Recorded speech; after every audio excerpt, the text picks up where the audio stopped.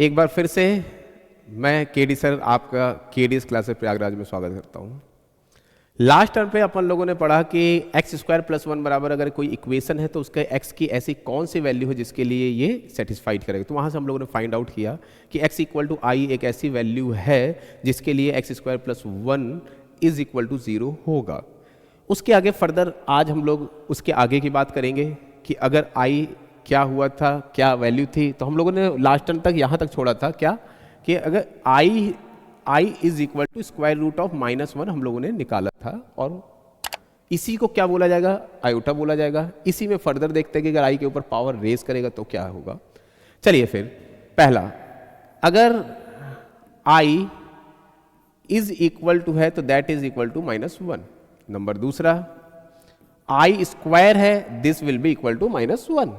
Number third, i cube, दोनों side से आई से मल्टीप्लाई किया जाए, this will become -i। Number 4, i की पावर 4, आई का again multiply, this will be equal to +1। अगर हम बात करें अगली बात की जाए क्या, नंबर 5 पे, अगर यही आई के ऊपर पावर 5 है तो आई का दोनों साइड मल्टीप्लाई करेंगे, this will become equal to I.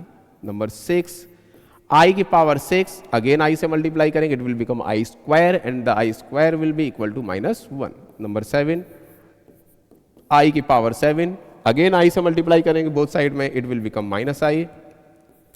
And 8 number, i की power 8, this is equal to +1। फिर फर्दर हम लोग आगे की तरफ अगर बढ़ा जाए, कहां पर, 9 नंबर पे, 9 नंबर पे क्या बढ़ा जाए, अगर आई की पावर 9 है, this will become i. Number 10, i की power 10, this is equal to -1। 11, i की power 11, this will become equal to -i। And 12 number, i की power 12, this is equal to +1। अगर यहां से देखा जाए तो कुछ हम लोगों के सिंपल ऑब्जर्वेशन है, उसको आप लोग नोट डाउन करेंगे। क्या नोट डाउन करेंगे, नोट करेंगे क्या, यहां से यहां तक की वैल्यू, इसी सेम वैल्यू को यहां से यहां तक में रिपीट किया जा रहा है, यही सेम वैल्यू फर्दर आगे जाकर के भी रिपीट हो रहा है।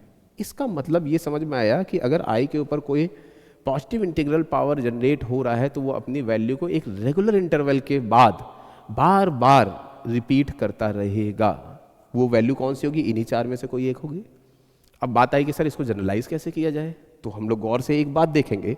क्या देखेंगे, देखने को मिल रहा है क्या कि भैया आई की power 4, this is equal to +1। I की power 8, this is equal to +1। I की power 12, this is equal to +1।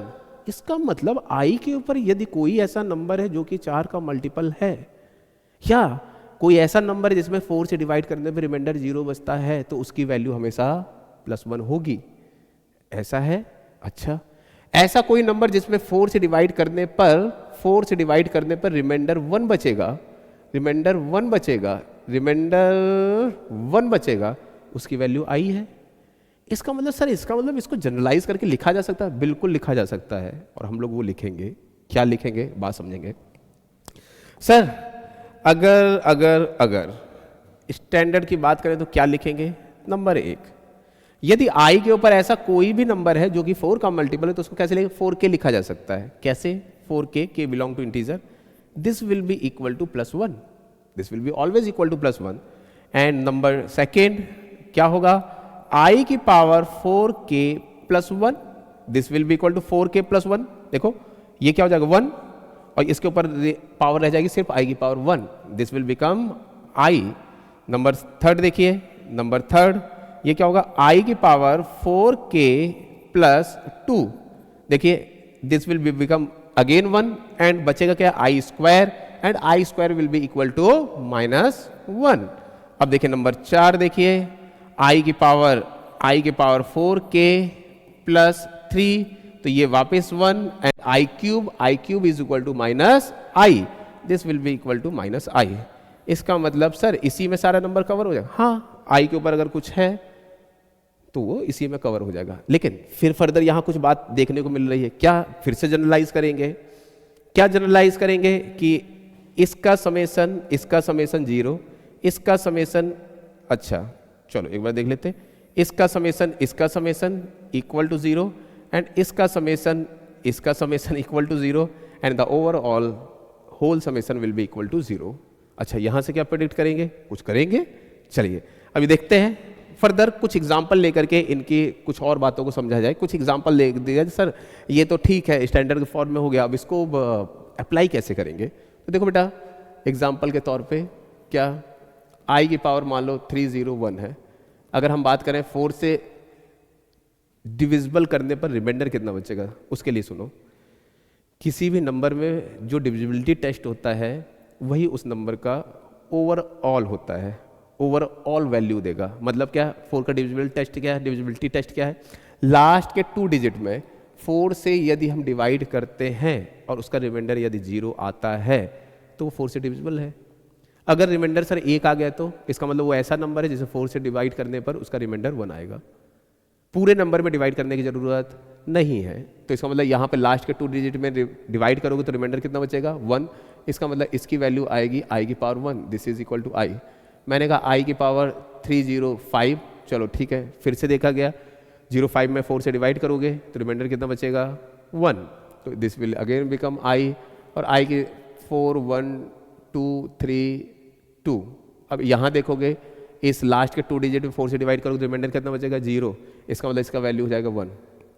i की पावर 2 3 5 6 7 8 9 1। अब इसमें देखोगे डिवाइड करोगे रिमाइंडर कितना बचने वाला है, 91 में डिवाइड करके देखिए रिमाइंडर कितने बचने वाला है, कितना 3। डिवाइड करके देखो 91 में i cube is equal to minus i, और इसका मतलब इस तरह से हम लोग इसकी वैल्यू निकाल सकते हैं, जो भी पावर्स है उसका वैल्यू निकाल सकते हैं। अब बात आई कि सर यहाँ ये 0 0 वाला ये क्या कॉन्सेप्ट है, तो एक बात सुनना, बड़ा इंटरेस्टिंग बात है। क्या है वो बात, यदि हम लोग इसको फर्दर देखें, क्या देखें फर्दर, देखिए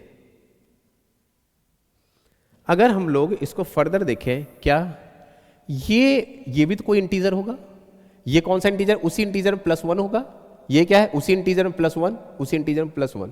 इसका मतलब लगातार 4 कॉन्जिक्यूटिव इंटीग्रल पावर्स लिखे हुए हैं।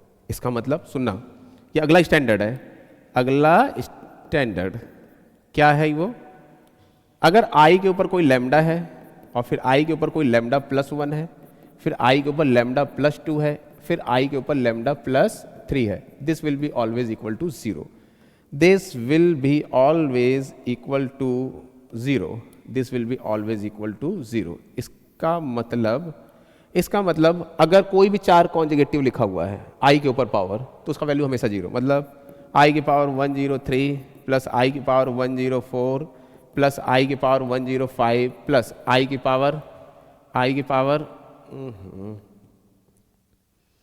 की power 106, this is equal to 0। हमेशा ट्रू है ये। इसका मतलब अब दुनिया में हमको कोई भी 4 i के ऊपर पावर मिलेंगे कॉन्जुगेटिव, तो उसका i के ऊपर 4 कॉन्जुगेटिव पावर्स का हमेशा समेशन क्या रहेगा 0। ये हम लोगों ने एक फर्दर कॉन्सेप्ट, इसका क्या यूज होगा, इसका फर्दर देखेंगे हम लोग क्या यूज होगा। सपोज दैट एक सवाल दिया जाए, क्या दिया जाए, इसी के ऊपर कॉन्सेप्ट के ऊपर समझते हैं बातों को। अगर आपको सवाल दिया जाए क्या, सिग्मा ऑफ i की power r equal to 1 to मान लो 13, ये सवाल दिया गया, बोला गया find the value of this. तो हम लोगों ने क्या कहा, सिग्मा का मतलब क्या है समेसन, सिग्मा का मतलब क्या है समेसन। ये सिग्मा का वेरिएबल है r, इसकी वैल्यू 1 से लेकर के 13 तक जाएगी। इसका मतलब ये क्या लिखा हुआ है, इसका मतलब ये लिखा हुआ i की पावर 1 प्लस i की पावर 2 प्लस i की पावर 3 प्लस i की पावर 4, फिर सो ऑन, लास्ट में i की पावर 13, इवन ये भी कह सकते हो i की पावर 12, यहाँ पर भी होगा। इसका वैल्यू क्या होगा, सुनना, 1 से लेकर के 13 तक है, इसमें 4 के मल्टीपल होंगे, 4 4 के पेयर बनेंगे। इसका मतलब लास्ट से अगर बोला जाए तो लास्ट से 4 का वैल्यू 0, फिर लास्ट के 4 से वैल्यू 0, और लास्ट के 4 का वैल्यू भी 0। इसका मतलब एक अनपेयर बच जाएगा, इसका मतलब एक अनपेयर बच जाएगा तो उसका वैल्यू क्या हो जाएगा i। इसका मतलब सिग्मा ऑफ i की पावर r इक्वल टू 1 से लेकर के 13 तक का वैल्यू क्या हो गया i। ये इस तरह के क्वेश्चंस में बहुत हेल्प करते हैं, जहाँ पर सीधे सीधे हम लोग चीज़ों को देख सकते हैं। चलिए आइए फर्दर आगे बढ़ते हैं। आइए बातों को समझा जाए। हम लोगों ने एक बात की थी, क्या बात की थी कि अगर नंबर्स के बारे में बोला जाए तो जो नंबर्स का सुपर सेट है that is the complex number. इसका मतलब क्या, every real number is a complex number but every complex number is not a real number. दूसरी बात क्या है, बोला गया कि अगर किसी भी नंबर को a प्लस आई फॉर्म में अगर रिप्रेजेंट किया जा सकता है तो that is called the complex number. इसका मतलब कोई भी रियल नंबर, सपोज दैट अगर रियल नंबर अपन के पास 3 है तो इसको हम लोग क्या रिप्रेजेंट कर सकते हैं, हम इसको रिप्रेजेंट कर सकते हैं 3 प्लस आई 0। इसका मतलब ये भी एक कॉम्प्लेक्स नंबर है, डेफिनेटली कॉम्प्लेक्स नंबर। इसका मतलब अगर बात की जाए तो क्या कॉम्प्लेक्स नंबर सबसे ऊपर होगा, कॉम्प्लेक्स नंबर, फिर उसके नीचे क्या होगा रियल नंबर। रियल नंबर के अंदर 2 पार्ट, नंबर 1 रैशनल नंबर, दूसरा 2 नंबर इरेशनल नंबर। फिर रैशनल नंबर के अंदर भी बात होगी क्या, इंटीजर्स और नॉन इंटीजर्स। फिर इंटीजर्स के अंदर बात होगी क्या, 3 नंबर्स आते हैं, क्या positive integer and the another is neither positive nor negative that is the i0। ठीक है, दूसरा है i minus that is the negative integer. अब बात की जाए इंटीजर पॉजिटिव के अंदर, तो इंटीजर पॉजिटिव के अंदर बात किया जाए तो होल नंबर, नेचुरल नंबर होगा। फिर ऐसा number which is neither positive nor negative, उसके अंदर क्या होगा 0। अगर इन दोनों को कंबाइंड किया जाएगा तो यहाँ से डेवलप होगा होल नंबर। ठीक है, इसका मतलब सबसे ऊपर जो नंबर है that is the complex number. इसका मतलब बोला जाए सारे नंबर्स को अगर ऊपर देखोगे सबसे ऊपर क्रम में तो वो कॉम्प्लेक्स नंबर को बिलोंग करता है। ठीक है, इसका मतलब every real number is a complex number but every complex number is not a real number. ठीक है, आगे की तरफ आज हम लोग पढ़ेंगे सबसे पहले conjugate of complex number. Conjugate of complex number, देखिए चालू करते हैं। क्या कॉन्जुगेट, हेडिंग है कॉन्जुगेट ऑफ कॉम्प्लेक्स नंबर। अगर हम बात करें इसके बारे में कि ये है क्या, तो उसका हम लोग ज्योमेट्रिकल इंटरप्रिटेशन भी देखेंगे और साथ में हम लोग इसके बारे में समझने की भी कोशिश करेंगे कि ये क्या है। ठीक है, आइए देखते हैं कैसे। Let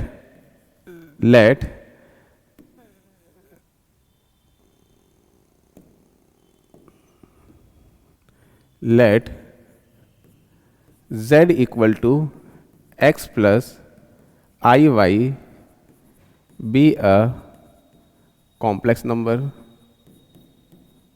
number. अगर कॉन्जुगेट की बात की जाए, कॉन्जुगेट ऑफ z represented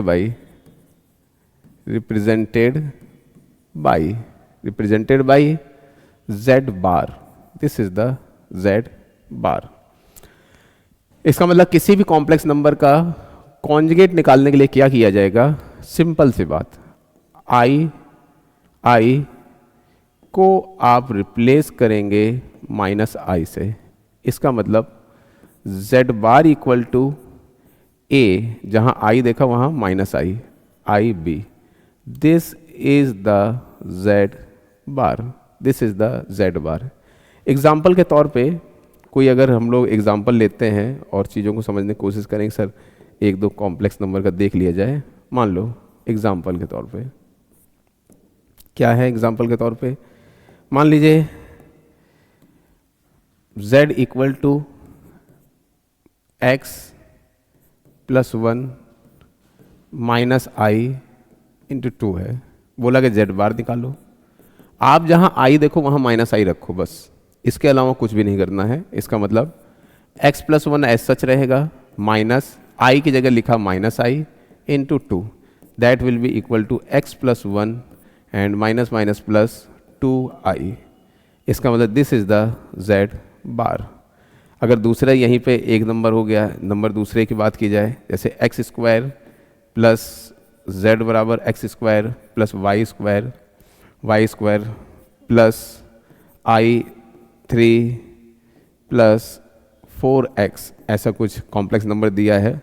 अब बात आई फिर से जेड बार निकालने की, तो जेड बार के लिए बस आपको सिंपल से करना है, z bar equal to x square plus y square minus i three plus 4x। This will be a conjugate of these given complex number. मुझे आशा है कि इतनी बात आपको समझ में आ गई होगी। अब फर्दर हम लोग बढ़ते हैं आगे की तरफ। क्या किसी भी कॉम्प्लेक्स नंबर को हम कैसे रिप्रेजेंट करेंगे और वो कौन से प्लेन पे रिप्रेजेंट करेंगे, बात समझते हैं फिर से। क्या geometrical interpretation of complex number, या ज्योमेट्रिकली जो हम रिप्रेजेंट करेंगे उसको किस प्लेन पे। तो देखो, किसी भी कॉम्प्लेक्स नंबर को complex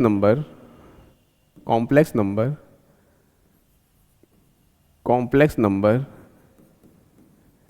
can represent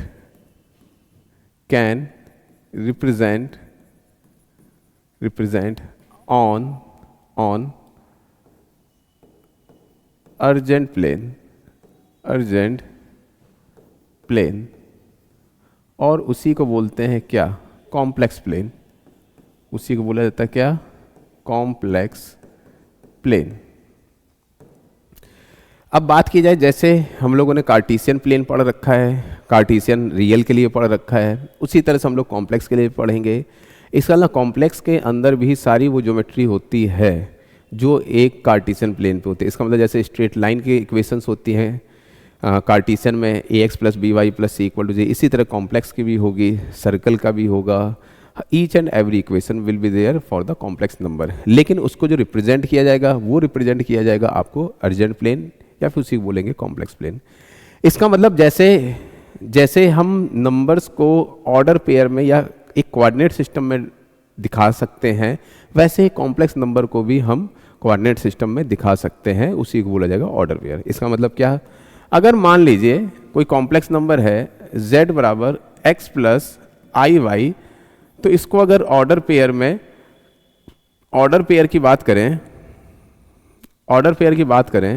order pair में क्या लिख सकते हो, क्या लिखोगे, x कॉमा वाई। अगर बात की जाए क्या इसको रिप्रेजेंट करना है किस पर, आपको एक्सिस पर, अर्जेंट प्लेन पर, तो देखो अर्जेंट प्लेन में होगा क्या, उसके बारे में हम लोग समझेंगे कि अर्जेंट प्लेन में क्या क्या होगा। देखिए,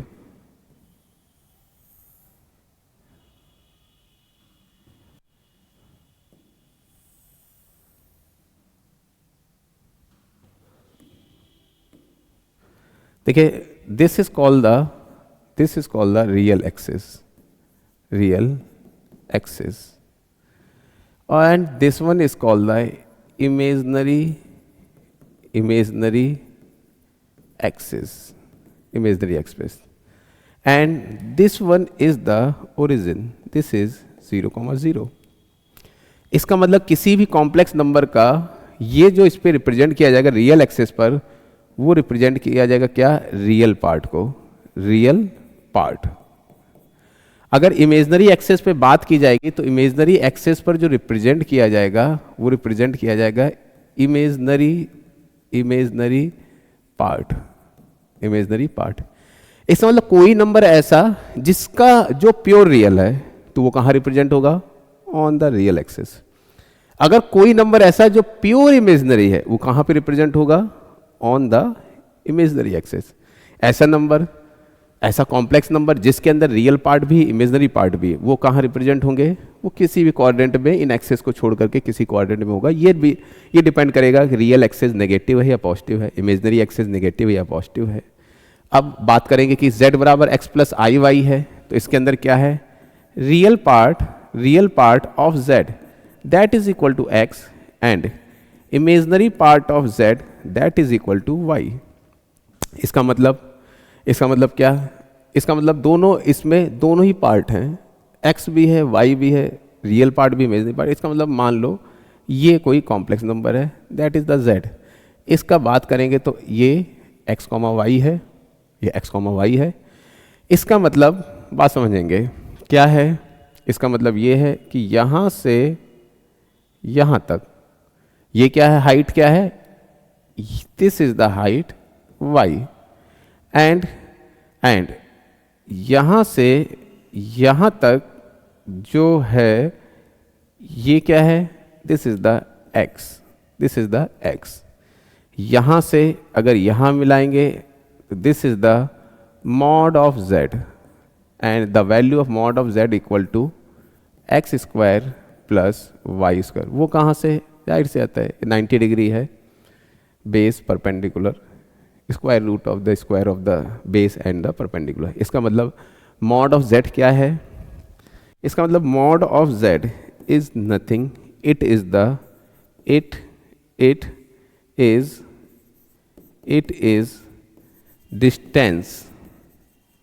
distance of complex number z from the origin and this is equal to mod of z। अगर बोला जाए mod of z क्या है?